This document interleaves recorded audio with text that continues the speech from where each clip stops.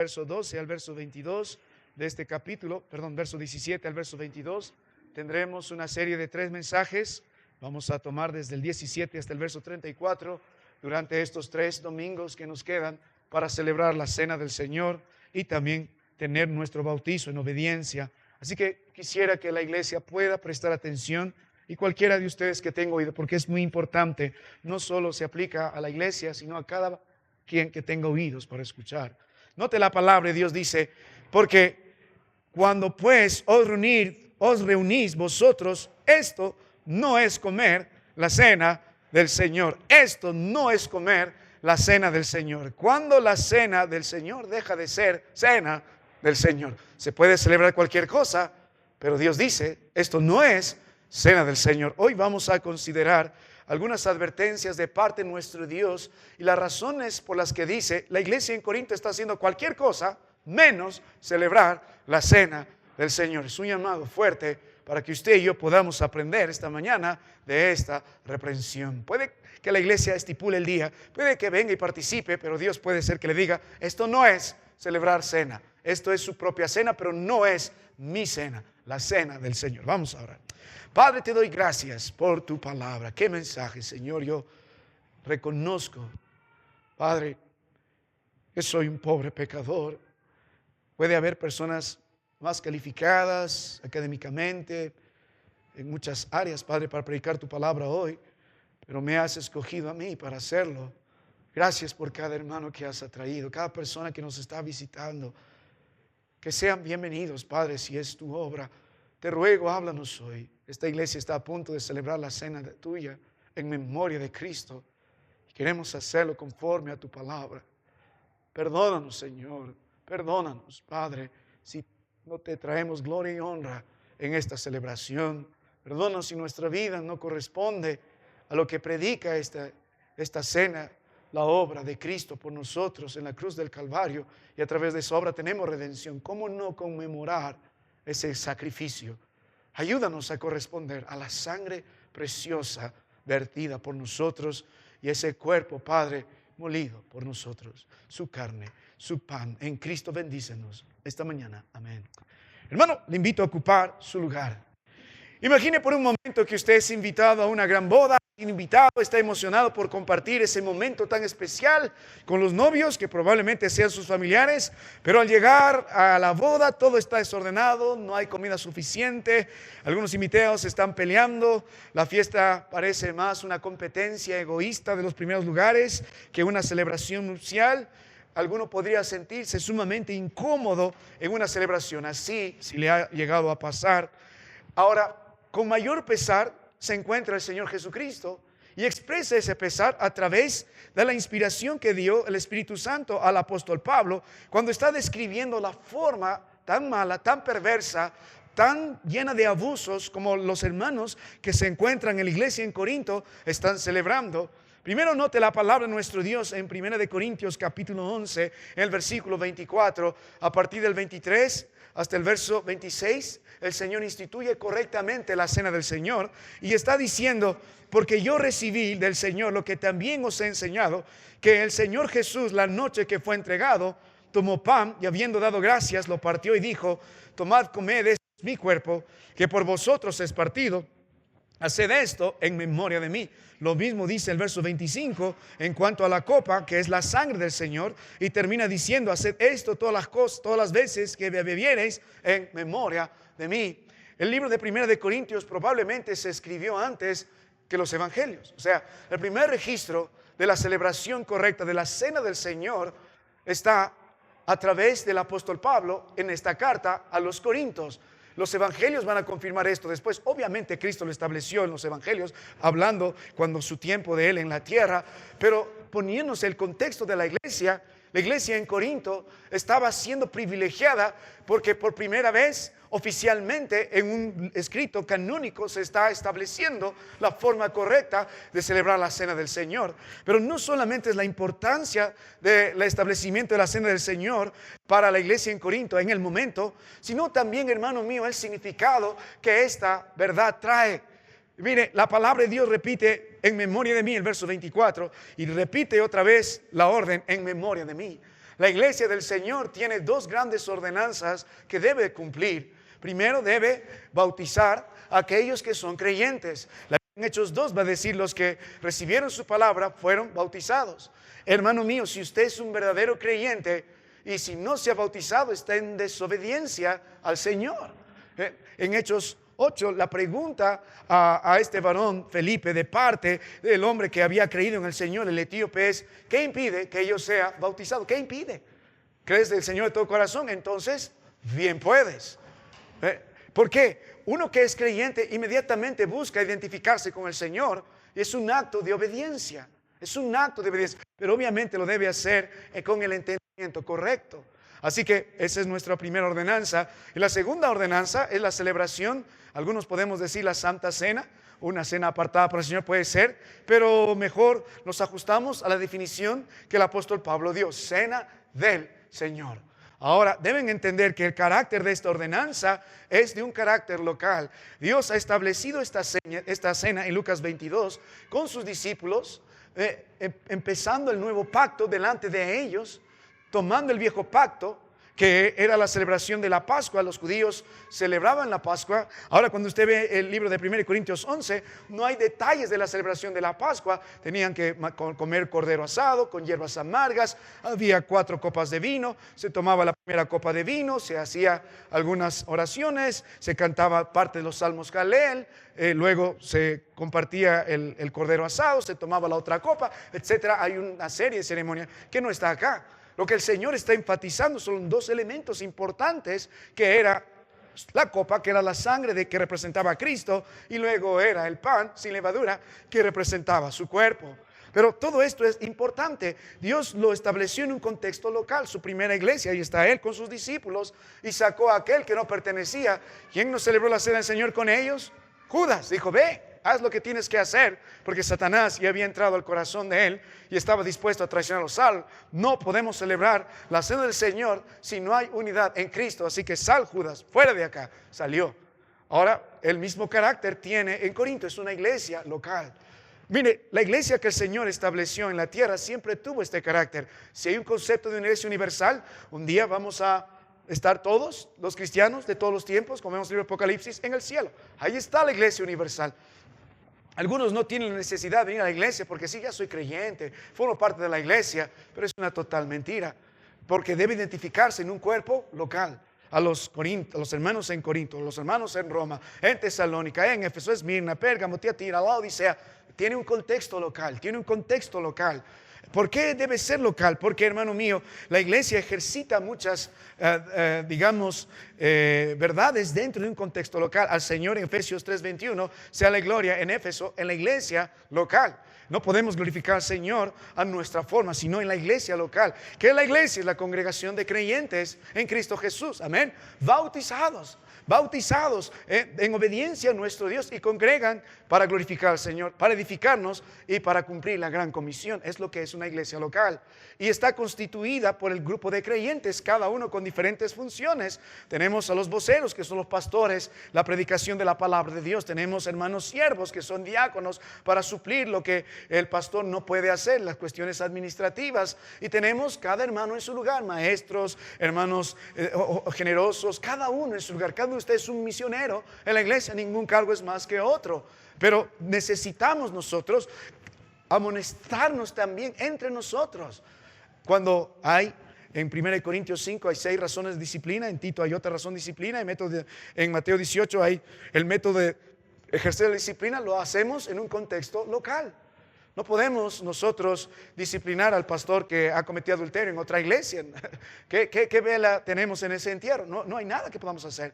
Pero sí ejercitamos disciplina a los hermanos que congregan de manera local. Si alguno de ustedes está borracho por ahí, ya la disciplina de esta iglesia es automática. Nosotros no vivimos en borracheras.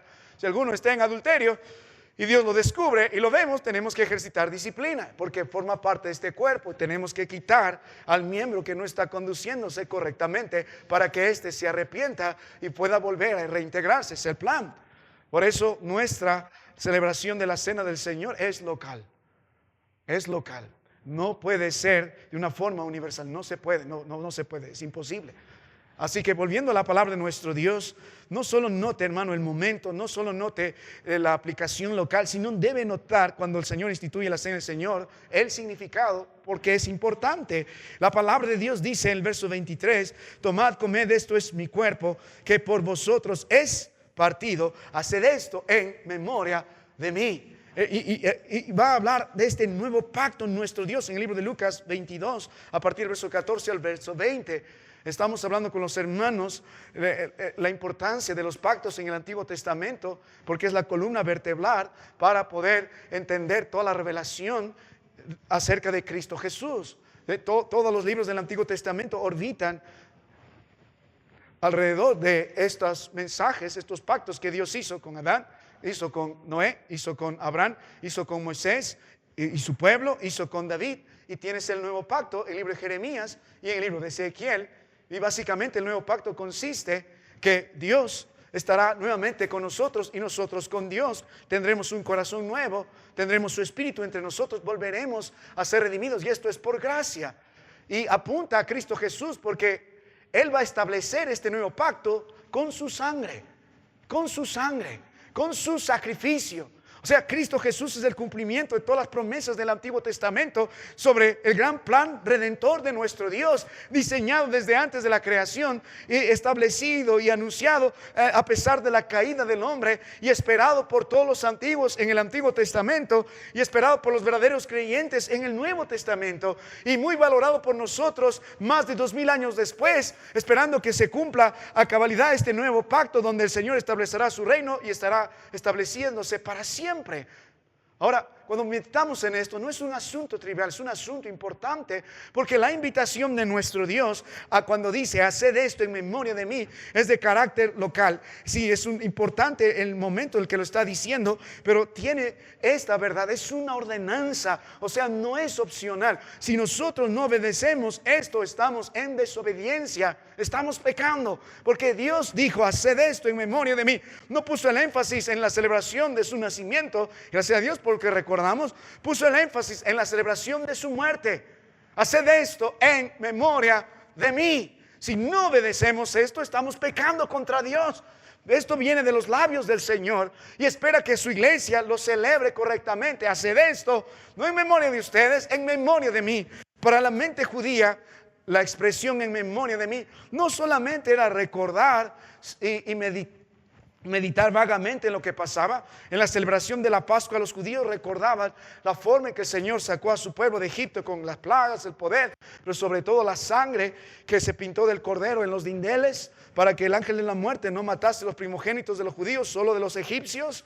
Esto le brotaban lágrimas incluso hasta el día de hoy en la celebración de la Pascua, la forma como Dios los rescató. Ellos se ponían en la piel de aquellos, trataban de entender lo que sintieron, lo que experimentaron, el miedo a la muerte, pero luego el regocijo en la salvación de los suyos, y luego la gran liberación al experimentar el poder de Dios para romper las cadenas de Egipto sobre ellos. Ahora, cuando el Señor dice y usa la misma expresión, hacer esto en memoria de mí, no es solamente tener un recuerdo sobre la cena del Señor, no es solamente tener una meditación vaga sobre lo que pasó con Cristo. Lo que el Señor está diciendo, yo quiero que ustedes vuelvan a vivir. ¿Te conoces el viejo dicho, recordar es volver a vivir? Es lo que está diciéndose acá, quiero que ustedes vuelvan a vivir.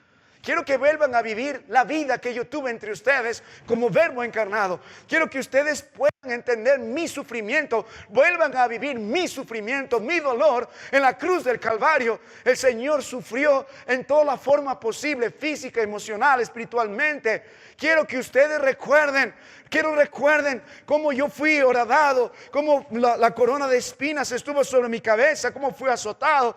Quiero que ustedes recuerden y vuelvan a vivir, se pongan delante de la cruz del Calvario y vean la sangre que brota y emana de mi cuerpo. Quiero que vean el dolor de la traición de mis íntimos como Judas y la negación de Pedro. Quiero que vean el dolor que yo experimenté, pero quiero que vean también esa separación que tuve con mi Padre. Estuvimos en una gran relación durante toda la eternidad, pero en ese instante Él tenía que abandonarme. ¿Por qué? Porque debía derramar sobre mí merecí la ira por culpa de ustedes, pecadores. Yo tenía que morir. Ustedes deben recordar eso. Deben volver a vivir. No es un juego, no es un chiste, no es algo que bueno ya pasó, pobrecito. No, hermano, el Señor quiere que cada vez que celebremos la cena del Señor, de la manera que la iglesia lo establezca en frecuencia, debe volver a vivir. Otra vez a los pies de la cruz. Otra vez entender por qué el Señor está derramando su sangre en la cruz del Calvario y de qué manera Él está sufriendo la ira de Dios por nosotros. Otra vez vuelve a vivir. Mi sangre no es un juego. Mi cuerpo, porque ustedes fue molido, tampoco es un juego. Usted merecía estar en ese lugar, pero yo tomé tu lugar. Fue un sacrificio propiciatorio porque usted fue quitado y yo establecí mi vida en lugar tuyo, o sea, sustitutorio, te sustituí. Fue un sacrificio propiciatorio porque satisfizo la ira del Padre. Satisfizo la ira del Padre. Y era expiatorio, ¿por qué? Porque la sangre de Cristo, que era necesario ser derramada, anunciada desde el Antiguo Testamento a través de los sacrificios de animales, era necesaria para perdón de pecados. Y el Señor dice, quiero que ustedes vuelvan a vivir eso. Por eso en nuestro servicio de ese día no tenemos un mensaje como ahora nos estamos preparando para ello, porque el mensaje está en cada elemento. El énfasis no está tanto en la sustancia, sino en la representación de estos elementos. Ahora, el Señor espera que la iglesia pueda obedecer esto, pueda honrar esto de la forma correcta, al celebrar la cena del Señor, tomando la copa y partiendo el pan, o primero el pan y luego la copa, y lo demanda.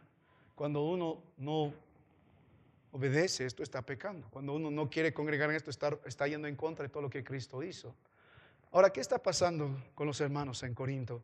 En los versos del 17 al verso 22, la palabra de Dios dice algo, verso 20. Cuando pues os reunís vosotros, ¿qué dice? Esto no es comer la cena del Señor. Ellos ya habían celebrado, lo estaban celebrando.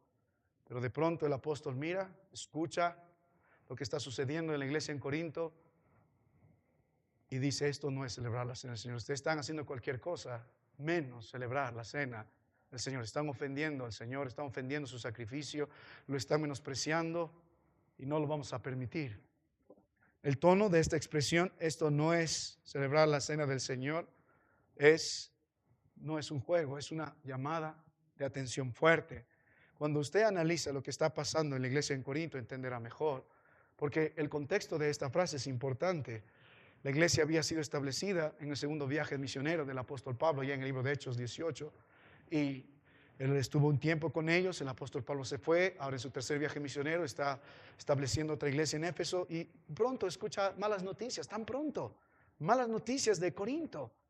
Se están peleando, hay contiendas, hay inmoralidad que no se está corrigiendo, hay un tipo que se está metiendo con su madrastra, hay borrachos en la iglesia, hay adúlteros en la iglesia y están celebrando así la cena del Señor. Los primeros 11 capítulos el apóstol Pablo empieza a tratar los serios problemas de la iglesia y básicamente los pleitos y contiendas tienen su sede en el corazón del orgulloso de los hermanos, son carnales, anuncia los pecados, los problemas de la iglesia y empieza a cierta forma a dar luz de cómo debe hacerse, a 1 Corintios 11, cómo debe celebrarse y adorar al Señor, la actitud correcta entre hombres y mujeres, a partir del capítulo 11, que todo debe traer la gloria de Dios, verso en el capítulo anterior, capítulo 10, y también va a establecer cómo debe hacerse la cena del Señor, y luego cómo se debe ejercitar los dones espirituales, para que vuelva el pueblo de Corinto a adorar al Señor.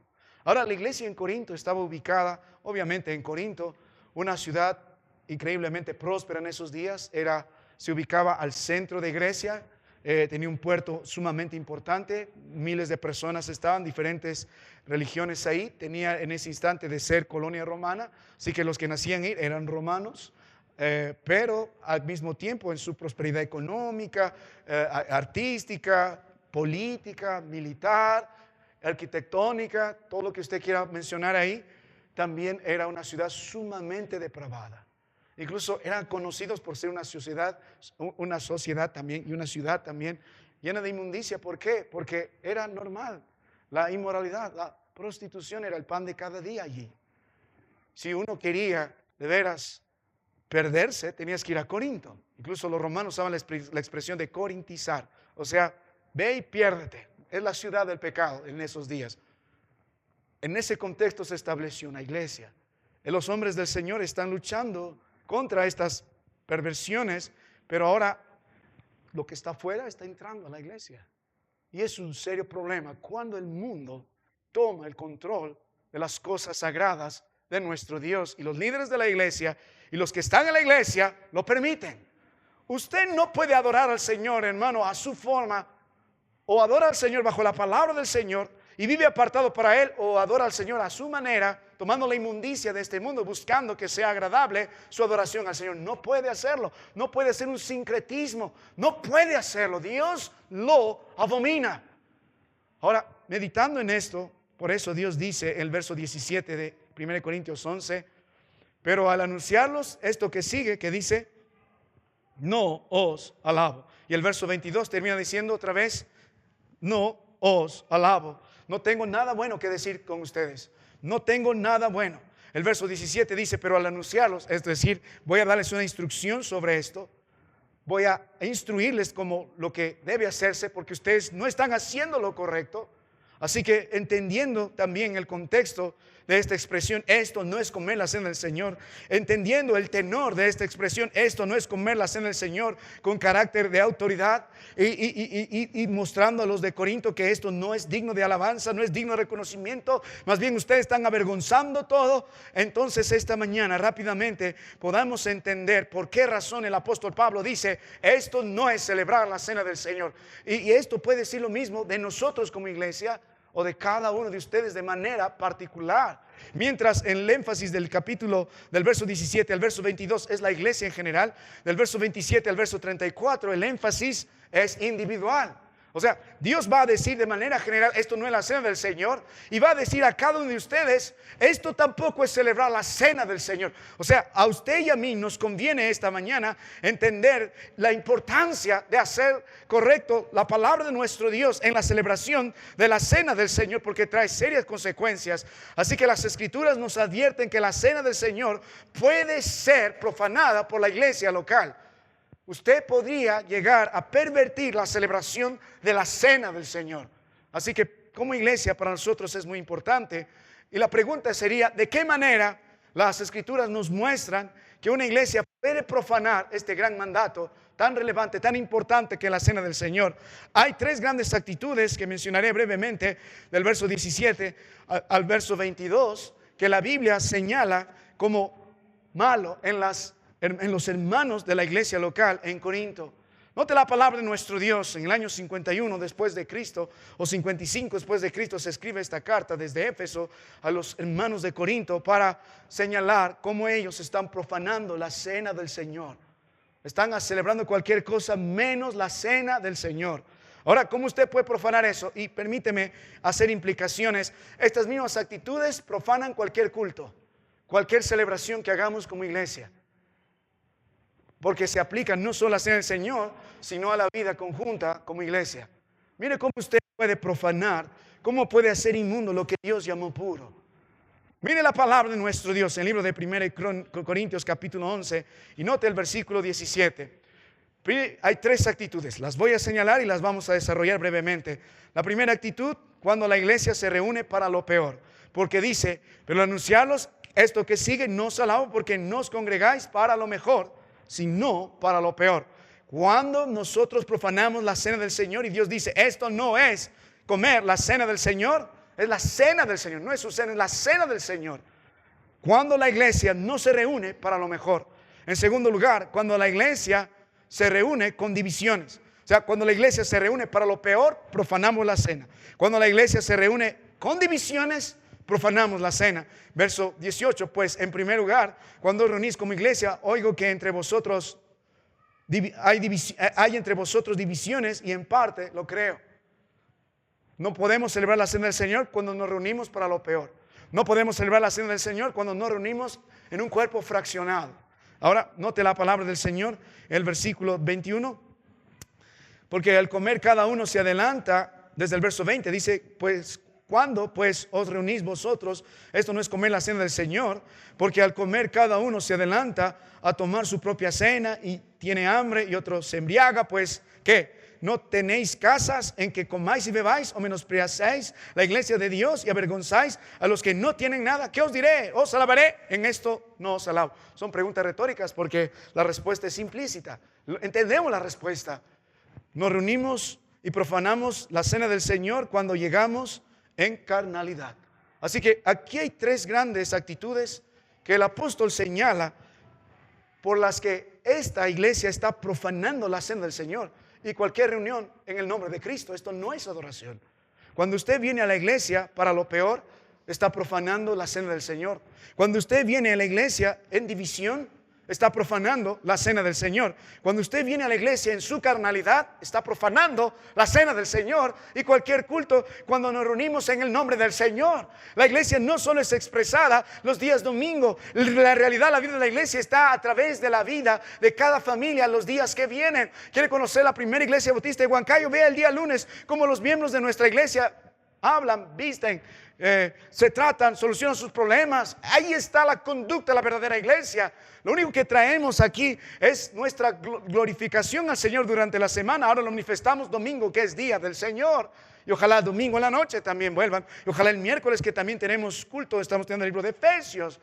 Pero hermano mío, usted va a profanar la cena del Señor, usted va a profanar la vida en el Señor, su adoración al Señor, cuando no viene para lo mejor, cuando usted no está en perfecta unidad con el Señor y los hermanos de la iglesia, y cuando usted todavía sigue en su carnalidad, está haciendo inmundo lo que debe ser puro. Ahora, volviendo a las Escrituras, vamos a desarrollar rápidamente, no tengo mucho tiempo, hay mucho que hablar de esto, pero no lo tengo, así que vamos a tratar que la gracia del Señor nos ayude. Mire la primera actitud, cuando la iglesia se reúne para lo peor. Note el versículo 17. Pero al anunciaros esto que sigue, no os alabo, porque no os congregáis para lo mejor, sino para lo peor. Cuando uno viene a la Biblia, hermano, usted debe venir vacío. No debe venir con prejuicios, esto no es para mí, no, esto es para el otro hermano. No, debe venir, Señor, háblame. Mírame, Señor, tú conoces mi vida, tú sabes quién soy y yo necesito, Padre. David decía, Señor, aún de los pecados ocultos, líbrame.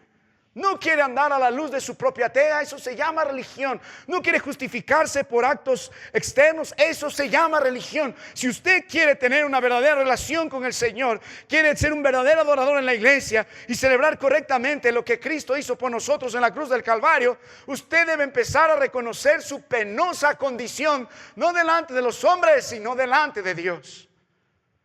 Y Él dice a cada uno de nosotros: ustedes no congregan para lo mejor, sino congregan para lo peor. La palabra mejor tiene que ver con excelencia. Hay tres connotaciones de esta palabra en los usos del apóstol Pablo y tiene tres acepciones en el contexto. La palabra tiene que ver con excelencia en primer lugar. Tiene que ver con superioridad. Luego esta palabra también tiene que ver en cuanto a lo que es de provecho. Tiene que ver con lo que es de bendición, lo que edifica. Y esta palabra tiene que ver con lo que honra. Cuando la Biblia dice, cuando congregan ustedes para lo mejor, yo estoy esperando que ustedes vengan con lo mejor delante de mí. Debe haber en nosotros excelencia delante de Dios. Cuando usted ve las Escrituras, y no tengo tanto el tiempo, pero si vaya a Malaquías capítulo 1, puede ver con detalle ¿por qué Dios en el Antiguo Testamento rechaza la ofrenda de su pueblo? Y Dios dice, estoy hastiado de todas las fiestas que ustedes hacen. Lo mismo, ellos estaban celebrando en nombre de Dios las fiestas que Dios estipuló, de los panes o de los tabernáculos, etcétera, etcétera, o de las lunas nuevas. Pero ustedes están profanando todo esto. No quiero más de esto, estoy hastiado de estas celebraciones. Aplicando nuestros días dirá, yo estoy cansado de los cultos de los domingos, estoy cansado de tu alabanza, de tu oración, estoy cansado de tu ofrenda, estoy cansado de ti, porque vienes delante de mí trayéndome no tu excelencia, sino todo lo peor, lo que te queda, lo que te sobra, eso me lo presentas. En Malaquías 1 Dios dijo, ve y lleva eso a tu príncipe a ver si él te acepta. Hay un ejemplo parecido en el libro de Hechos 5 con Ananías y Zafira. Ellos llevaron la mejor parte para ellos y dejaron lo que queda para el Señor. Dios los mató. Ese Dios del Antiguo Testamento es el mismo Dios del Nuevo Testamento. Él merece lo excelente. Él merece lo mejor. Si tiene una razón de concebir en su corazón porque Él merece lo mejor, es porque Él nos dio lo mejor. En el Antiguo Testamento dijo, si me hubieras pedido, yo te daría lo mejor del trigo, lo mejor de la miel, apuntando un día al verdadero don, ese maná del cielo que es Cristo Jesús, su Hijo amado, el mejor sacerdote, el mejor sacrificio, la mejor sangre, el mejor tabernáculo, el mejor hombre. Él lo mejor nos dio, su primogénito. Y no solo conforme con eso, hasta el día de hoy Dios no nos ha dado lo mejor. Aunque no lo merezcas, Él siempre nos dio lo mejor. ¿Por qué usted viene con el resto de su vida para presentarlo al Señor? Cuando Dios involucra lo mejor en Romanos 12, pide que todos nosotros estemos puestos en ese altar. No solo una parte, sino completos. Os ruego, hermanos, por la misericordia de Dios, que presentéis vuestros cuerpos en sacrificio vivo, santo, agradable a Dios, que es vuestro culto racional. Si Dios tiene su cuerpo, tiene su mente, tiene su espíritu, todo en ese altar para la gloria y honra de Él. Es lo que Él espera. Lo mejor de su vida, lo mejor de sus años, lo mejor de su esfuerzo, lo mejor de su economía, lo mejor de sus talentos. ¿A dónde lo está presentando? Hermano, tenemos una sola vida. Una sola vida. Va a morir el día que Dios ya estableció que va a morir. Usted no sabe cuándo. No necesariamente llegará anciano alguno de ustedes. Próximo año podemos estar menos. Mañana podemos estar enterrando a otro. Así es. Tú no sabes, hermano, cuándo Dios te va a llamar a su presencia. ¿Por qué desperdiciar su vida entregando lo mejor que tiene al mundo? ¿Por qué desperdiciar los años jóvenes de su juventud en borracheras, en fornicaciones? ¿Por qué desperdiciar, hermanos, sus familias en cosas que no traen provecho? ¿Por qué no trae lo mejor para el Señor? Ustedes que son casados, ¿no esperan lo mejor de su esposa, lo mejor de su esposo? A veces somos tan hipócritas que en los días de celebración como San Valentín o aniversario, recién traemos algo para nuestra esposa. O sea, una rosa ese día, un ramo de rosas ese día. Imagínate, ella está esperando su aniversario, es la única vez, creo que me va a traer solo rosas en el aniversario y en mi velorio. No creo que vuelva a traer más rosas, amén, no hay nada especial. Está esperando ese día y el tipo se olvidó. Y por ahí cogió unas rosas que estaban en el nicho de alguien y lo trajo y lo puso. Todos marchitos. ¿Qué dirá esa mujer? ¿Me amas? No. Te tirará la rosa en la cara con justa razón y dice, llévalo eso a tu otra mujer. Por más doloroso que es, pero Dios lo dice en un sentido más enfático, porque muchos venimos trayendo al Señor las obras. Viven su vida no poniendo al Señor como prioridad. La palabra de Dios dijo, mas buscad primeramente, y hemos estudiado en detalle esto, el reino de Dios y su justicia, y todas estas cosas os serán añadidas. Usted no puede celebrar la cena del Señor si no vive trayendo lo mejor al Señor. Si Dios no es la prioridad en su vida, le está ofendiendo. Es una deshonra. El reino de Dios, la expresión visible del reino de Dios es la iglesia local. Leo el libro de Hechos capítulo 1, verso 8. Un día el reino de Dios será para siempre. Establecerá primero ese reino visible en su reino milenial, luego será para siempre. Pero mientras tanto, lo que es visible del reino de Dios es la iglesia local. Por eso nuestro trabajo de ir hasta el último de la tierra es extender el reino de Dios hasta lo último de la tierra, estableciendo iglesias locales hasta lo último de la tierra. Si no es su prioridad el Señor, ni su palabra, ni su iglesia, ni los propósitos del Señor, ni las decisiones que usted toma, está deshonrando al Señor. Usted tiene una vida de pura religión, es un hipócrita delante de los ojos del Señor y va a decir, ve, lleve eso a tu príncipe, a ver si él se goza en ello. No se trata de agradarme a mí, no se trata de agradar a los hombres. Viene a esta iglesia a escuchar la palabra de Dios, por más dura que es, ¿qué le puedo hacer? Pero prefiero esta reprensión A que un día el Señor diga, estoy cansado de ti, sácalo, será cortado. Mejor esta represión que un día, si no hay arrepentimiento, échalo al infierno. Dijo que era yo el Señor, pero nunca evidenció en su vida su amor por mi palabra, su amor por mi pueblo. Me adoró con lo que Él tenía. Ya, con lo que queda de ganas para el Señor, con lo que queda de dinero para el Señor, lo que queda de talento para el Señor, lo que queda después del Señor. Ya, Señor, cuando sea viejito te voy a servir, ¿sí? Lo mejor de tus años, ¿dónde lo has puesto? Está bien trabajar, pero todo tiene su tiempo. Y aún en tu trabajo debes glorificar al Señor. Usted profana la cena del Señor cuando no presenta lo excelente ante los ojos del Señor como creyente. Usted profana la cena del Señor cuando no viene para edificar a los demás. Esta es la acepción, porque no os congregáis en conjunto para lo mejor, porque no es provechoso. O sea, usted en lugar de ser de edificación para los demás, es de tropiezo. Cuando viene a la iglesia, usted busca edificarse y edificar al otro, siendo un buen ejemplo, orando, perdonándonos, animándonos, fortaleciéndonos. No tengo el tiempo, pero les llevaría la expresión unos por los otros a lo largo de todo el Nuevo Testamento. Tiene más de 50 referencias de uno por los otros, más de 50 responsabilidades entre los unos por los otros, de orar, de amarnos, de perdonarnos, de soportarnos, de llevar las cargas los unos por los otros. O sea, si usted no viene con el afán de edificar al hermano, viene con su propio interés egoísta, no debe celebrar la cena del Señor. No debe. No se congrega para lo mejor. El problema es que cada uno busca lo suyo propio, no lo que es de Cristo. No debería. Ahora, el Señor va a decir más adelante, pruébese cada uno a sí mismo.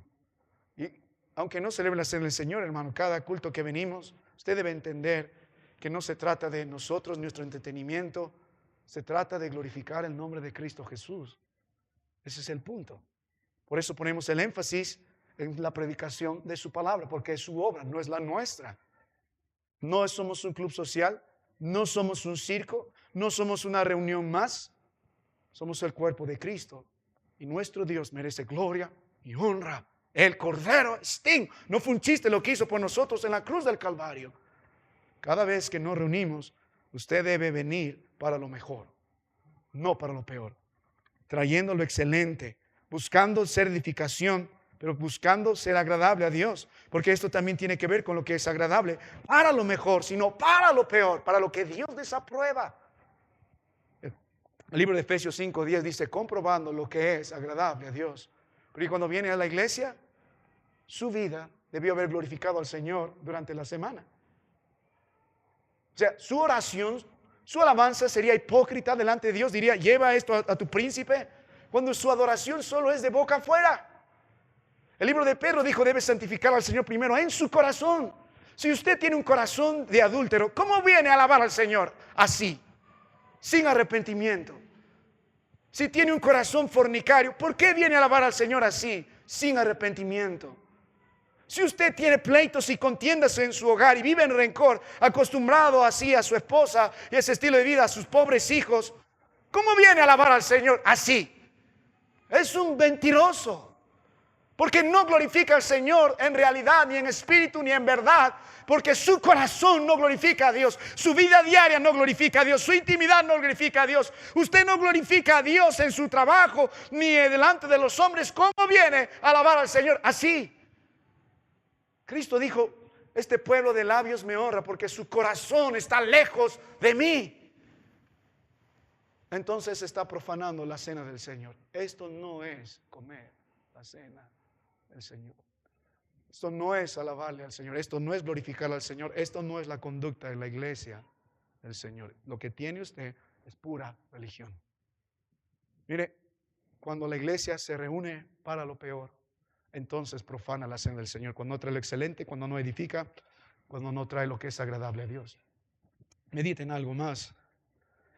Mire, cuando la iglesia profana la cena del Señor, cuando se reúnen divisiones, cuando no hay unidad.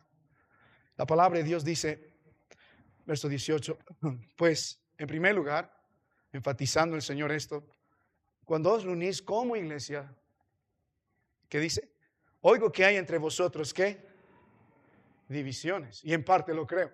Si ve 1 Corintios 1 empezó tratando el tema de las divisiones en 4 grupos marcados: los de Pablo, los de Apolos, los de Cefas, los de Cristo, los más espirituales. Y el apóstol dice: yo lo creo, lo creo. Verso 19: porque es preciso que entre vosotros haya disensiones. Aquí hay 2 palabras que son sinónimos, pero tienen cierta diferencia: división y disensión. La palabra primero, disensión, empezando por lo último, de ahí viene la palabra hereje. Es la misma palabra que hemos visto en el libro de Tito 3, cuando Dios dice al hombre que cause división, disensión, una y otra vez: quítalo de la iglesia, amonéstalo 1, amonéstalo 2, y en tercer lugar, échalo, porque está creando su iglesia dentro de la iglesia. El énfasis de la palabra primero, verso 18 de cismas, es división. De ahí viene la palabra cisma para nosotros. Es una visión externa, una división externa, notoria. O sea, por ejemplo, ahí había divisiones partidarias. Llegabas ese día al culto el domingo por la mañana en la iglesia en Corinto y la iglesia estaba en 4 grupos. Llegaba un hermano primero y decía: guarda las sillas por acá, estos son los de Apolos, los predicadores de Alejandría, los eruditos. Luego venía el otro representante y decía: no vayas a ese lado, hermano, ven a esta banca, de aquí para allá estamos los que somos los más antiguos de la iglesia, los de Pedro, los pegados a la ley. Luego estaba el otro grupo y: guarda estas bancas porque aquí somos los de Pablo. Ahí sí, los fundadores de la iglesia estamos acá. Y los más espirituales que decían: solo los creyentes verdaderos estamos acá. Ahí es puro inmundo. La división era obvia. Esto no pasa en nuestra iglesia, amén. Pero sucede. Cuando habla de división, la división es externa, es obvia, es marcada. Hay divisiones partidarias, hay divisiones de clases. Más abajo habla de ricos y pobres en el verso 22. Los ricos a comer a la mesa primero, los pobres ahí atrás que se juran. Oh, yo no puedo, yo soy pobre. No, yo soy rico. Había divisiones culturales. Los griegos acá. Los judíos, si no eres circuncidado, no entras a nuestra comunión cerrada. Divisiones notorias. ¿Sabe cuál es el peligro más grande? Las disensiones. Mientras la división es la manifestación externa del cuerpo fraccionado, la palabra división incluso es literalmente rasgar una tela. Así era el uso común. La palabra disensión son divisiones internas. No se nota, pero el pueblo está dividido por temas doctrinales, como partidarios de acá, Pablo, apóstol, Silas. Estaban divididos por los que ofrendan generosamente, los que no ofrendan. Estaban divididos en los que de veras disciplinan y los otros que tapan y cubren el pecado. Yo he contado cerca de 10 tipos de división, no tengo el tiempo en lo largo de 1 Corintios, 10 razones por las que estaban divididos y en disensiones. Se notaba externamente e internamente también había grupo entre ellos. Dios que ama, en el libro de Juan 17, Él oró por la unidad de la iglesia, en correspondencia a la naturaleza de Él y el Padre, que son uno, en correspondencia a la obra de Cristo al morir por nosotros en la cruz del Calvario, en correspondencia en su promesa de guardar su pueblo hasta que Él venga. Cuando usted no vive en unidad, está menospreciando la naturaleza del Padre, del Hijo, su unión, su obra, su iglesia, sus sacrificios, sus promesas, su palabra. En el concepto de las Escrituras de unidad hay 3. Hay unión, estamos unidos todos por la sangre preciosa de Cristo. Hay unidad, cada uno de ustedes son una entidad totalmente diferente, pero cumplen diferentes roles, pero tenemos un mismo propósito. Trabajamos como un sistema perfecto, así como un órgano en un cuerpo, y tenemos unanimidad. Y va a tratar eso en 1 Corintios. No solo quiero que tengan diferentes opiniones, quiero que tengan, dice el Señor, mi opinión. Su trabajo es ejecutar mi voluntad. Y deben tener una misma mente porque tengo mi palabra y tengo una misma voluntad. No hay argumento para vivir en división. Usted debe meditar, hermano. Usted profana la cena del Señor si no arregla cuentas con sus hermanos. Lo está profanando. Pues profana cada culto cuando viene así. Lo hace. Hay divisiones, hay grupos, disensiones por dentro.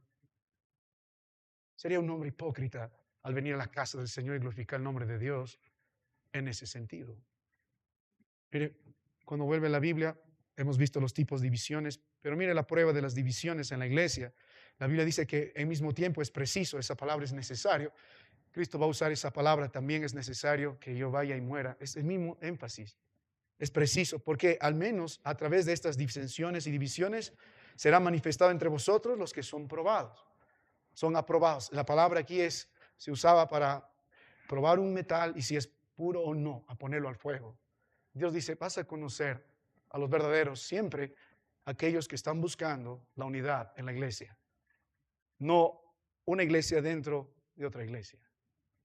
Pues podemos no estar de acuerdo. ¿Qué hacemos? Vamos a la palabra de Dios y buscamos la voluntad del Señor hasta ponernos de acuerdo. Pero no hay razón para dividir la iglesia. Por eso Dios dice, es preciso. Y hermanos, se va a manifestar. El libro de Tito era obvio el que causaba división hacia su iglesia dentro de otra iglesia. Había muchos temas, probablemente doctrinales, probablemente personales. En el 3 de Juan se habla de otro varón llamado Diótrefes, que tenía su iglesia dentro de otra iglesia. No estoy de acuerdo con el pastor Juan, así que no hables con él, no hables con ninguno de sus discípulos. Y hacía su iglesia. Ellos han acordado esto, nosotros vamos a acordar esto. Yo conocí una iglesia fraccionada y era terrible. Los hermanos acordaban algo y de frente le otro hermano, estamos de acuerdo con el pastor, así que ellos van a ir aquí, nosotros vamos a ir allá. Qué feo. Igual tú predica, hay una iglesia acá. Iba de casa en casa tocando las puertas este varón. Al final terminó disciplinado, gloria a Dios, por ese asunto. Se arregló mucho los problemas en la iglesia cuando quitas al que causa división. Dios dice, deséchalo. Una vez, 2 veces, deséchalo. Porque queremos celebrar la cena del Señor. ¿Y sabe cuáles son los efectos tan desastrosos de las divisiones en la iglesia? Cuando usted mira las escrituras, yo he encontrado 7 efectos de las divisiones en la iglesia. No tengo el tiempo para decirlo, ya estoy justo a la hora, pero uno de los principales es no solo el menospreciar la cena del Señor, es quitar la gloria del Señor, es impedir el avance de la obra de nuestro Dios en el establecimiento de iglesias, es ser de tropiezo para la predicación del Evangelio a lo largo de todo el libro de Corinto. Es sumamente destructivo. Termina destruyendo el testimonio de la iglesia. Porque, ¿cómo sabemos que somos una iglesia verdadera? No solo porque decimos, según Cristo Jesús, según Juan 17, según 1 de Corintios, es que somos una iglesia unida. Nos amamos en el Señor. Y en ese amor nos corregimos. Si termina meditando la palabra de Dios, note la Biblia, el verso que viene, 21, porque al comer cada uno se adelanta para tomar su propia cena, y uno tiene hambre y otro se embriaga. Usted profana la cena del Señor. Esto no es comer la cena del Señor cuando se reúne para lo peor, cuando se reúne en divisiones, pero cuando se reúne en carnalidad. Cada uno su propia cena. Esto es tu cena, eso no es mi cena, dice el Señor. Ustedes son egoístas, así no se puede celebrar la cena del Señor. No están esperando a los demás, no se preocupan por el hermano, solo su carrera. ¿Qué importa a los demás? Ustedes profanan la cena del Señor porque promovido por su carne han convertido lo sagrado en algo común, es su propia cena. Ha desvirtuado el concepto de la cena del Señor. Viene con su inmundicia a celebrar la cena del Señor. Viene a celebrar la cena del Señor en sus glotonerías, en sus borracheras, en su inmoralidad. Había un hermano que están corrigiendo ahí, que se está metiendo con su madrastra y así están celebrando la cena del Señor en fornicaciones, en adulterio, en inmundicia. No puede, no se puede. Están haciendo inmunda lo que debe ser puro. No puede celebrar la cena del Señor en su embriaguez y permanecer en sus borracheras, no solamente de acuerdo a cualquier cosa que lo quite de la llenura del Espíritu Santo, cualquier vicio es embriaguez. Ahora, también cualquiera que ustedes vienen a la cena del Señor y descuidan a los necesitados en vez de compartir amor, porque buscan su propia cena, los más ricos van a comer y lo que queda le entregan a los pobres, se exaltan a sí mismos en vez de humillarse, confunden lo sano con lo profano. Cuando viven en carnalidad, en cualquier fruto de la carne, y así adoran al Señor, profanan cada servicio en nombre de Él. Mi amado hermano, esta semana murió el hermano MacArthur, un hermano que se mantuvo fiel, eso debemos dar testimonio, 56 años predicando la palabra de Dios. Pero lo que a mí me interesa siempre es saber cómo llegó al final y cuáles fueron sus últimas palabras. las últimas palabras del hermano, según testimonios que dan de los allegados a él, sus familiares dijeron: ¿dónde está, oh muerte, tu aguijón?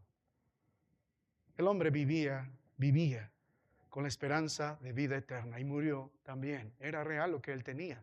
Puede estar de acuerdo, no en algunas cosas, pero el hombre de Dios vivió hasta el final y predicó en su muerte: ¿dónde está, oh muerte, tu aguijón? Victoria, victoria.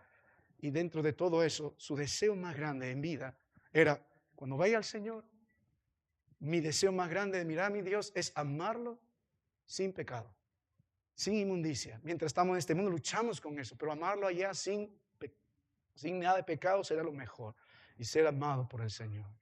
Es un hombre que trató de amar a sus Dios, vivir en unidad, trató lo mismo para su iglesia, mirando las promesas de vida eterna y correspondiendo al sacrificio de Cristo Jesús. Él honró lo que predicó. Nosotros podemos seguir ese ejemplo. Podemos nosotros honrar lo que predicamos, podemos honrar nuestras celebraciones, podemos honrar nuestros cultos cuando no nos congregamos para lo peor, cuando congregamos para lo mejor, cuando vinimos en unidad y cuando venimos en el Espíritu y no en la carne. Un tema que mucho el apóstol Pablo va a tratar en 1 Corintios. La próxima semana vamos a ver la celebración correcta y luego la aprobación del Señor después. Vamos a terminar en oración. Padre, te doy gracias esta mañana por el privilegio que nos has dado de abrir nuevamente tu palabra. Te ruego de todo corazón que seas con cada uno de nosotros, pues tu palabra dice: pruébese cada uno a sí mismo. Y sí debemos reconocer, Padre, todos nosotros, cuántas veces habremos profanado la cena tuya, y no solo tu cena, sino cada culto, cada cosa. Estamos delante de ti, Señor, tú mereces lo mejor. Únenos en el amor de Cristo Jesús. Y Padre, apártanos en santidad. No podemos glorificar tu nombre en inmundicia. Perdona nuestros pecados, Señor. Purifícanos con la sangre preciosa de Cristo. Gracias por estos hermanos. Ayúdanos a hacer esto conforme a tu palabra. Produce arrepentimiento para vida. Por eso nos estamos preparando para celebrar tu cena. Y si alguien que no conoce a Cristo, Padre, no entiende la sangre derramada ni el cuerpo tuyo partido en la cruz del Calvario, hoy pueda mirar a Cristo y pueda ser salvo. Pueda tener esperanza de vida eterna. Pueda vivir para lo mejor. Pueda vivir para un cuerpo. Pueda vivir en santidad y gloria para tu nombre y tu honra. Un día vamos a partir de esta tierra, Señor. Enséñanos a vivir de tal forma, a contar nuestros días, como dijo el salmista, de invertir cada día en los propósitos tuyos. Gracias por mi Cristo. Gracias por su sangre preciosa. En Él confiamos. En su nombre te ruego. Amén. Hermanos,